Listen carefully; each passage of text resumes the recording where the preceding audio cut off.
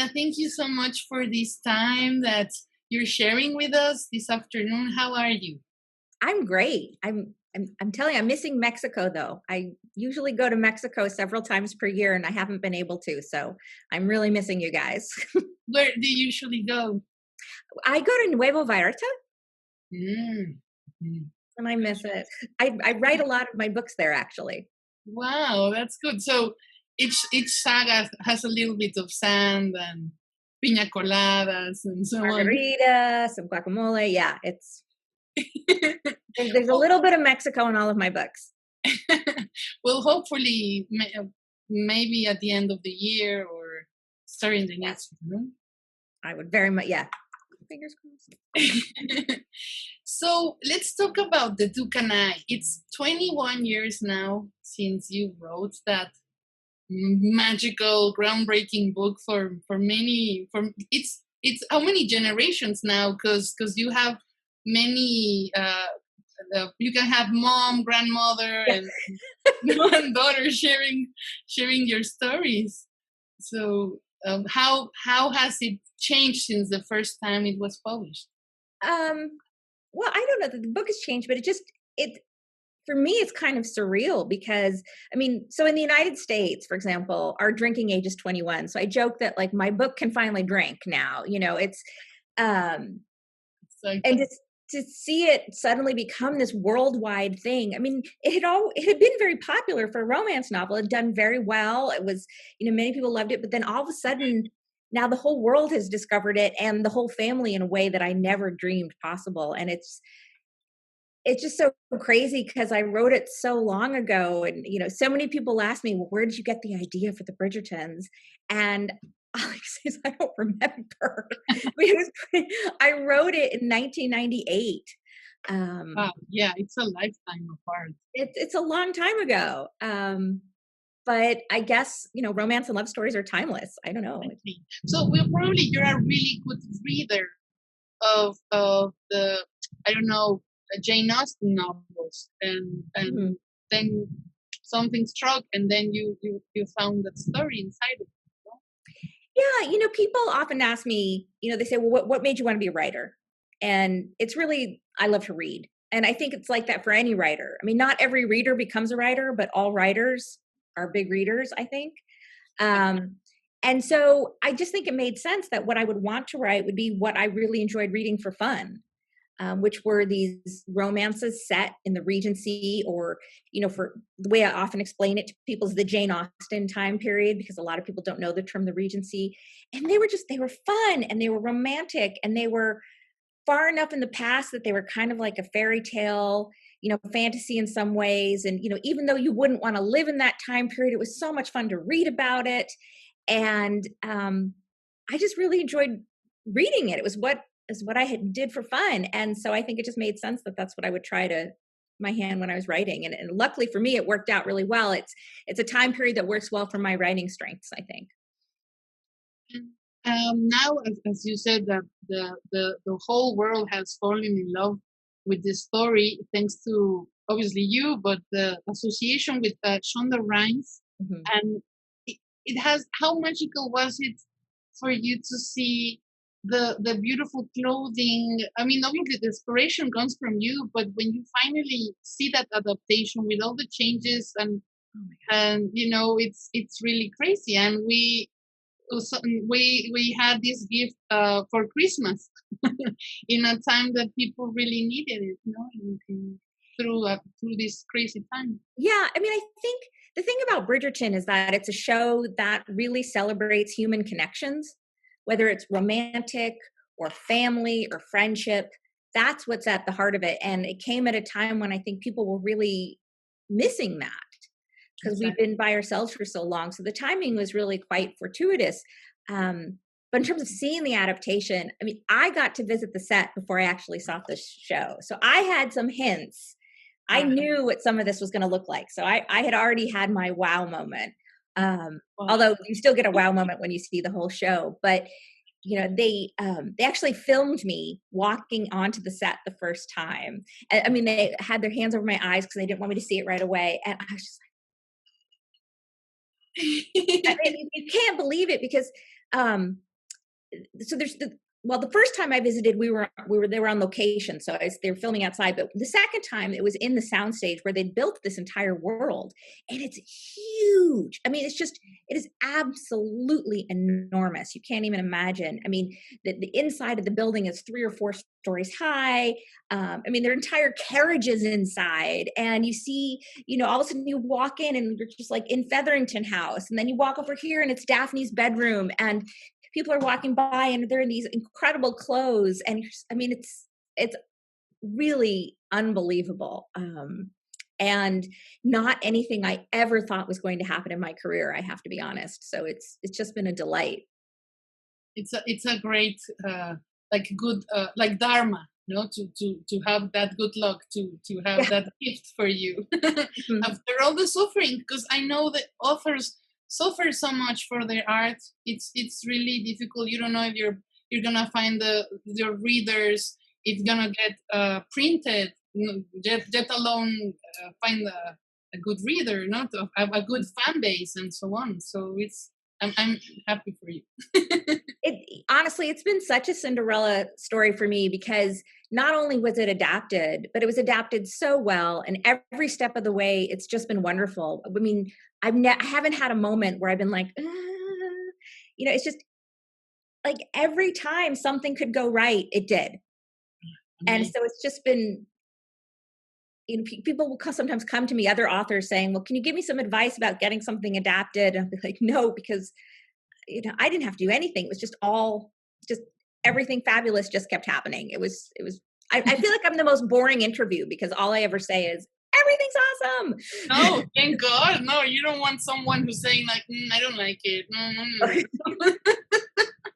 I much prefer to see you happy, a reader soul. So I mean, get the good energy going and sharing it. So that's really good.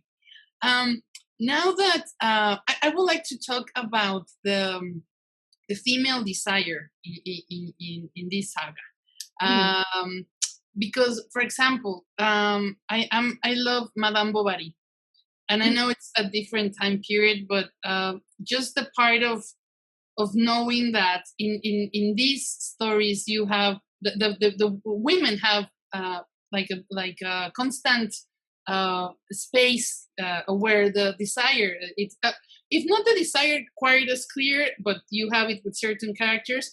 There's a moment where you or probably readers get the notion that we didn't have that liberty, and it's something that we have been gaining on along generation through generation.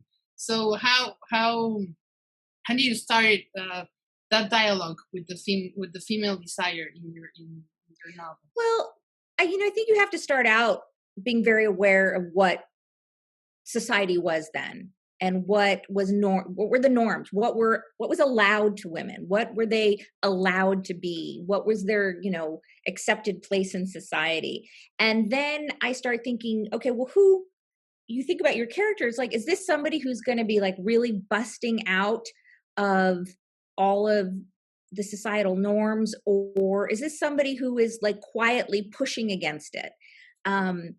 So you have somebody like Eloise, who is like, waving the flag, being like, hey, and then you have somebody like Daphne, who is much more quiet about it, but is still very much trying to find her place, trying to find out, saying like, wait a minute, I should have control over some of these aspects in my life. Maybe she's not the one out there trying to get into university before they accept women, but she is suddenly like, hey, I am my own person. I should be able to decide who I marry. I should be able to decide certain things.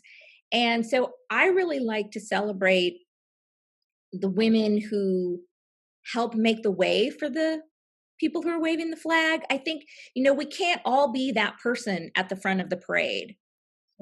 But the person at the front of the parade needs all these other women behind her, helping her. And so I will often write about the helpers, the people who wouldn't make the history books, but their quiet choices, their decisions to try to take control in their own life help set the stage for other people to make big societal change.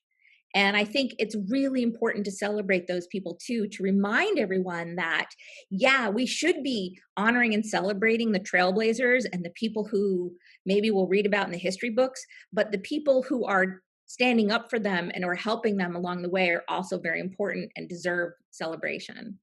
Exactly. And we forget, well, we don't forget. I mean, in this time, it's the most important time for us because in our present, we have to, as you said, take the trailblazers to in the center of the stage, but also thinking that it's your own story. You should be the trailblazer in your own life, and don't forget, because even if we think we can vote, we can have children and be CEOs and all of that, but women's desire is it's so I don't know, so fragile in a way, because women usually uh, live through others. Like we're thinking probably with the husband, with the father, with the someone else. But what do you want? And I have come across people, friends, maybe you also, like it may be 15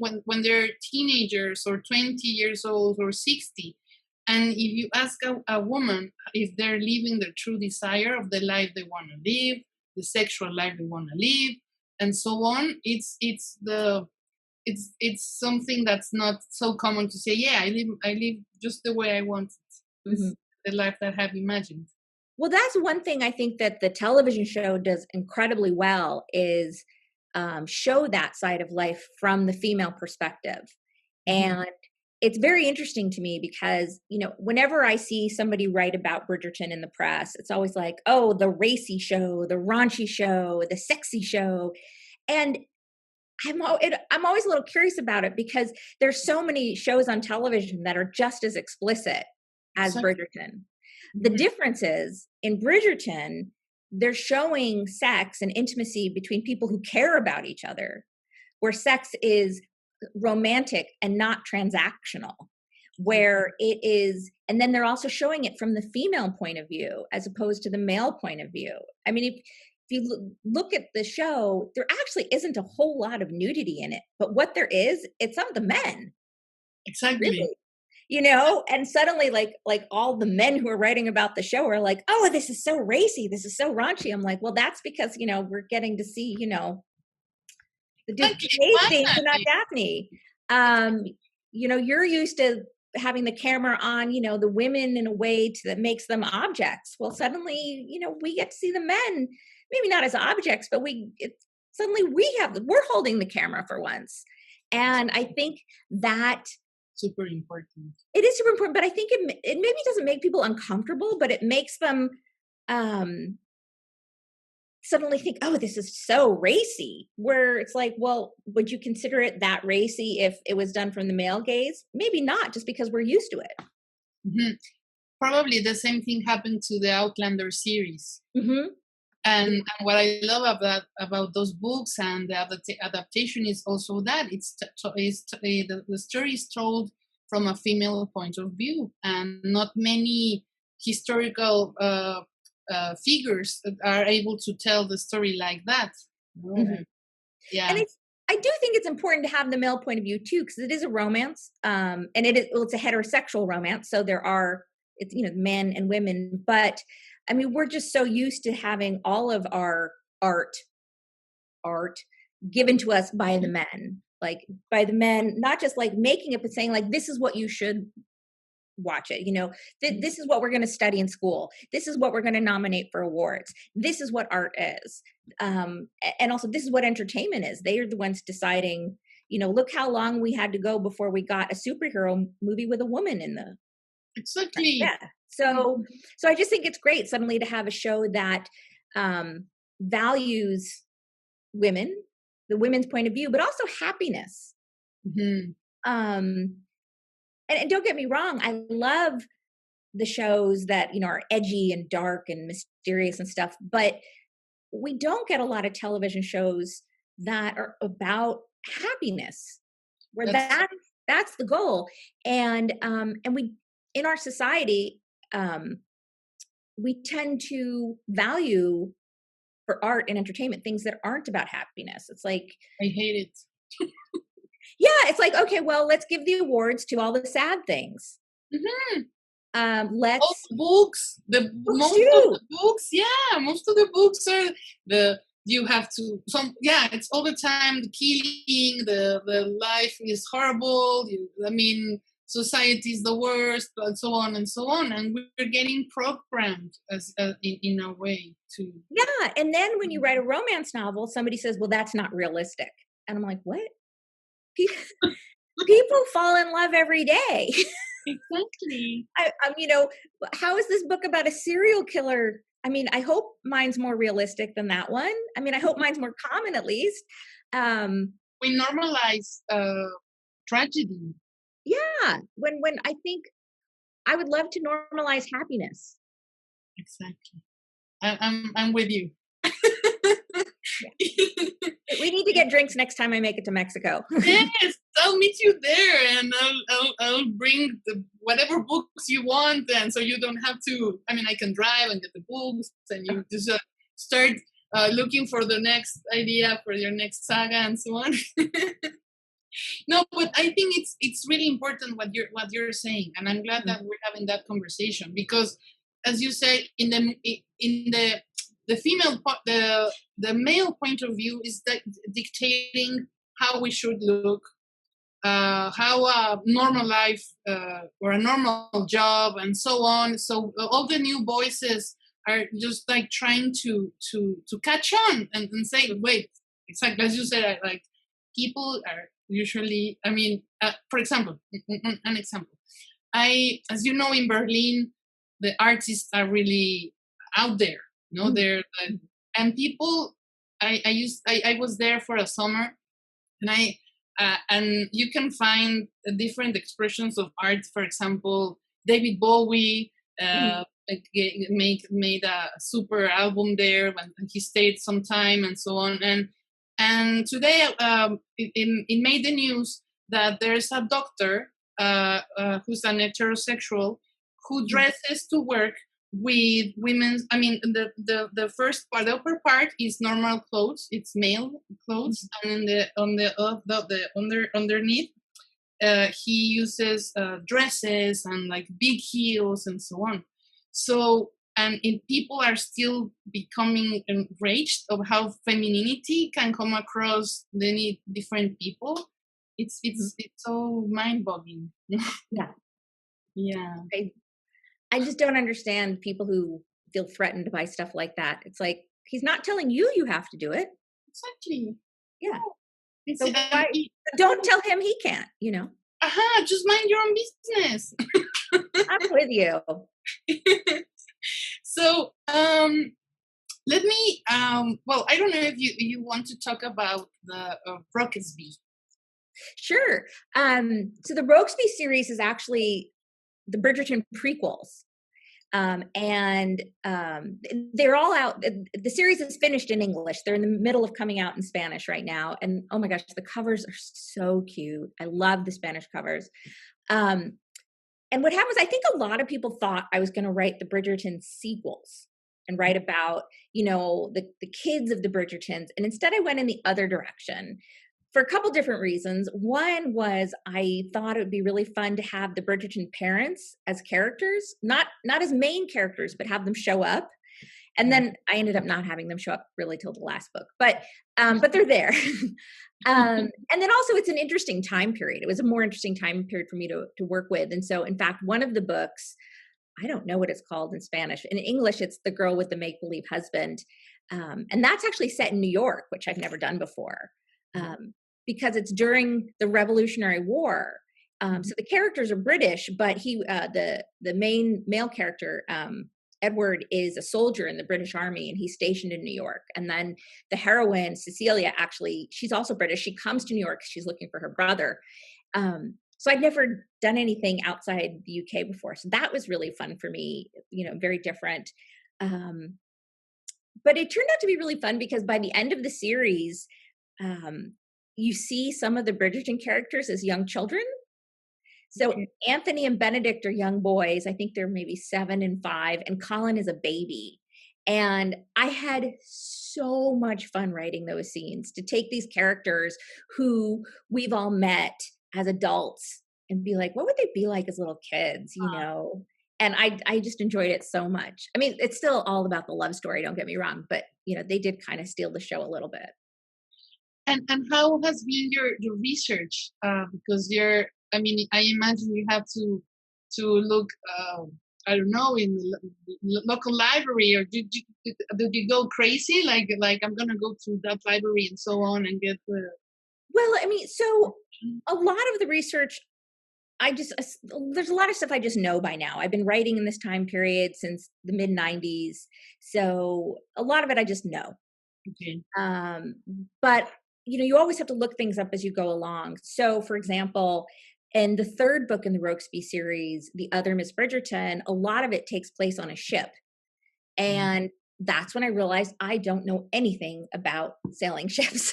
You know, so all of a sudden you start writing and I'm like, I know nothing. And that's when you start doing a lot of research. And so I'm like, and then all of a sudden I'm thinking, who knew there were so many different type of tall sail ships? And then part of it was set in Lisbon. And so suddenly I started doing all this research. I was like, oh, I knew nothing about Portugal. And just, you start realizing what you don't know as you go along. And so that's really fun. And you definitely do, it's an expression in English, I don't know if you have it in Spanish, go down a rabbit hole. No. Okay. Wait, I get it. It's basically when you start doing something and you just can't stop and you're just like stuck in there, and you'll be like researching something and 2 hours has gone by and you realize you've spent the last 2 hours trying to figure out the name of cross streets in Lisbon in 1783, you know, and what a building would look like. And you're just, I didn't have time for that. And you realize you didn't even need that much detail, but you just kind of can't stop.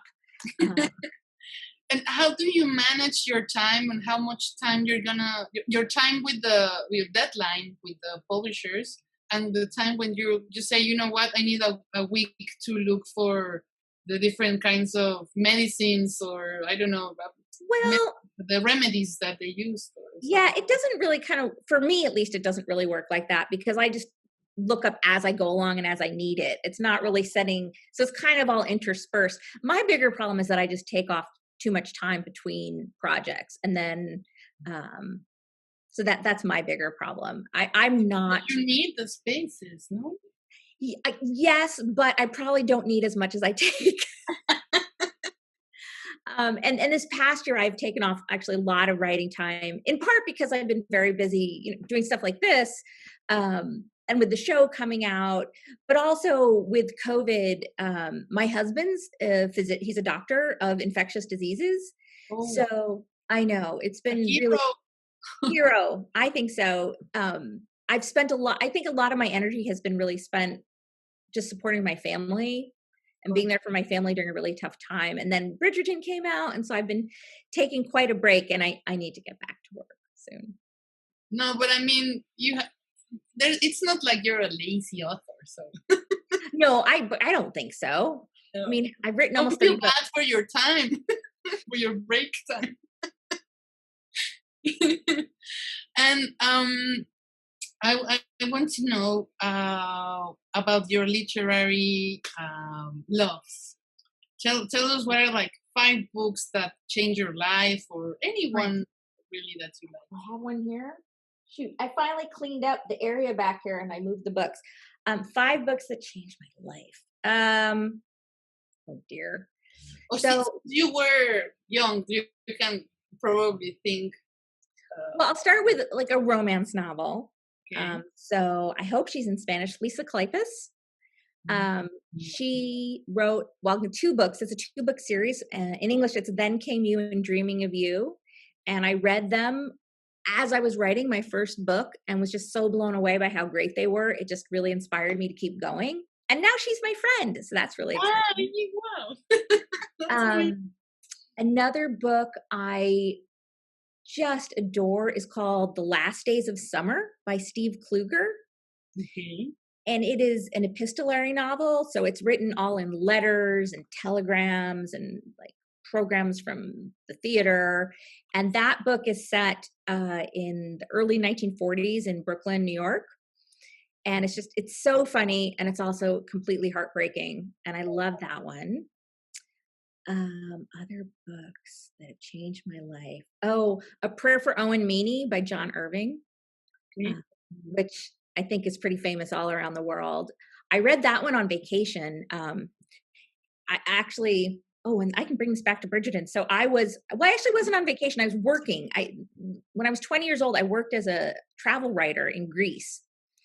And I don't speak any Greek, so I don't know why they sent me there. But at some point I was just desperate, and I was at a hotel and they had a little lending library, and that book was there, and I picked it up because it was the only book in English, and I read it, and it was amazing. And it's one of these things where, so much is happening. And then at the end, you think, how is this all going to come together? And then it does. And so it's incredible. But however many years later, the story goes that Shonda Rhimes discovered my books because she was on vacation and she ran out of books, just like I ran out of books. And somehow she picked up one of my books. I actually don't know what the first one she picked up was. But she picked up one of my books. And so my life is completely changed because Shonda didn't bring enough books on her vacation.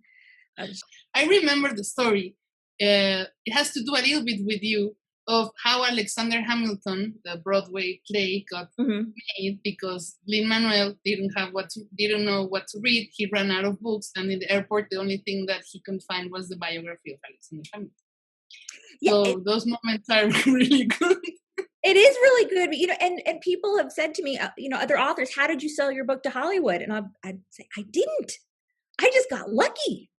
I got really lucky, like really, really, really lucky.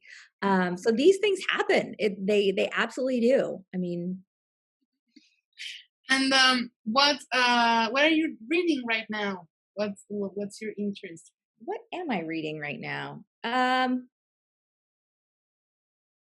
I'm kind of not reading anything at this very moment. like what? Or on December, or the last that you finished. Last book that I finished. Well, I'll tell you what I'm reading next. It's right around here. Here we go. Hold on. This is what I'm reading next, which is Lizzie and Dante by Mary Bly. Okay. And I'm really excited because, Mary Bly is the real name of Eloisa James, who's a romance writer. And this is the first book that she's written under her own name. Because it's a little bit different. It's not really a romance, it's more general fiction. And I'm super excited to read it. It's set in Italy, and Mary goes to Italy all the time because her husband is Italian. And so I know it's going to just make me want to travel, but that's the next one I'm reading. That's really good. And any novel like Jane Austen and so on from that period? I love Jane Austen, but I think people think because they have romance in them that they're not hard reads. They actually are hard to read. Oh, they are. So I'm not. I see that. I'm just not personally a big fan of reading stuff from long ago. I don't enjoy it as much as reading more modern literature. Just the way that the sentences put together, it's hard work. And they're tragedies, no? Well, not the Austen, but a lot of them are tragedies. Yeah, I just like to read the modern stuff more. That's just me. Thank you so much for your time. Thank you.